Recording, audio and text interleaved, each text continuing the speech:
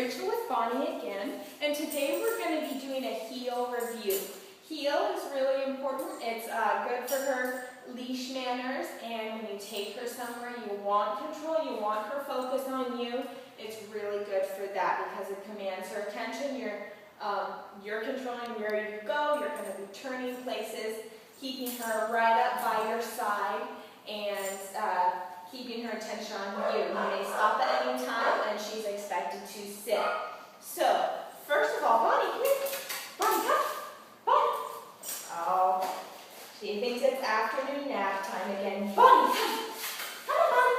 Good girl. All right, first things first, you want to make sure her collar is on correctly. It's on backwards right now, and I'll show you how I can tell. So, I'm going to get these over her ears like that. All right. Now, Bonnie's was on like this, and that is backwards. Now, if you turn it around, an easy way to remember it is you want the collar to make a P, like this. Remember, P for pet, so she's your pet. And now if it's backwards, that's wrong, and it makes a Q. So you want it like this, so when it's facing you, it makes a P. Not when it's facing her. This helps it slide easily and release like it's supposed to. It doesn't always do that. Well, it does like this, but not when it's actually on her. So I'm looking at her. It's making a P when I look at it. So I'm going to put it on like that. Now you can turn it so it's up behind her ears, and now it tightens when I pull on it, and it releases easily as soon as that pressure is relieved. We use the choke chains as a correction for her, and so you pull on it to give the correction, and then when she does do it correctly, you want to release, and you want the physical correction to stop as soon as she's doing the right thing. So it's important for training and also for her safety, so she doesn't get caught up on it, that it's put on correctly. So now that it's on correctly, I'm going to put Bonnie in a sit on my left. You can do left or right, doesn't matter, but I'm used to left. So I'm going to use the treat. We've got a lot of distractions behind us, but I'm going to keep working on her. Bonnie. Bonnie, sit. Good sit. All right. Now I'm going to start with the left leg since it's by her, and I'm going to say, Bonnie, heel. Heel. Now we have these distractions, but I still want to be in control of her. Heel. Come on.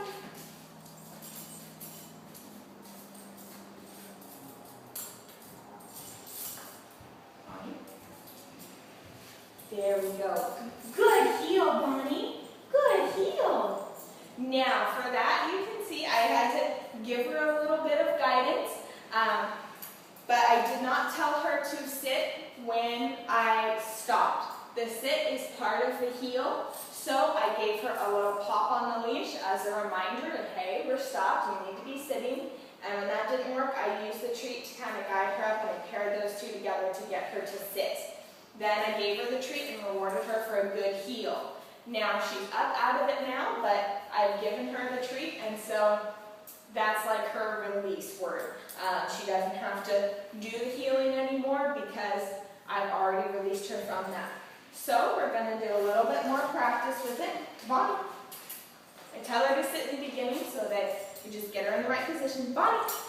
Bonnie, sit. Good, sit. All right, Bonnie. Heel.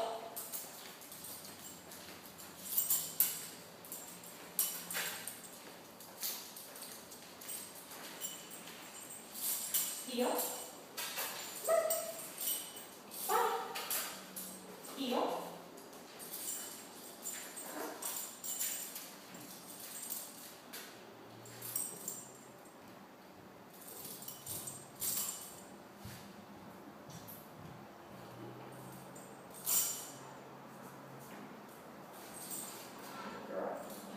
Heel.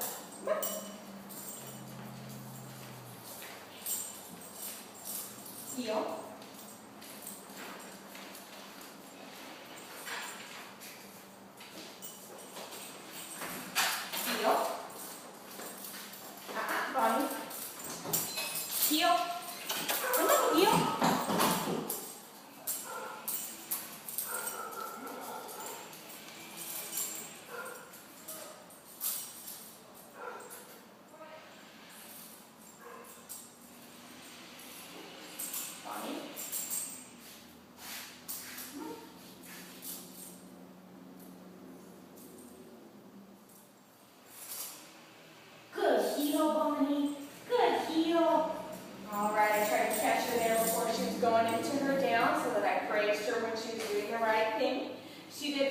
well there. It was hard for her to focus. She had a lot going on.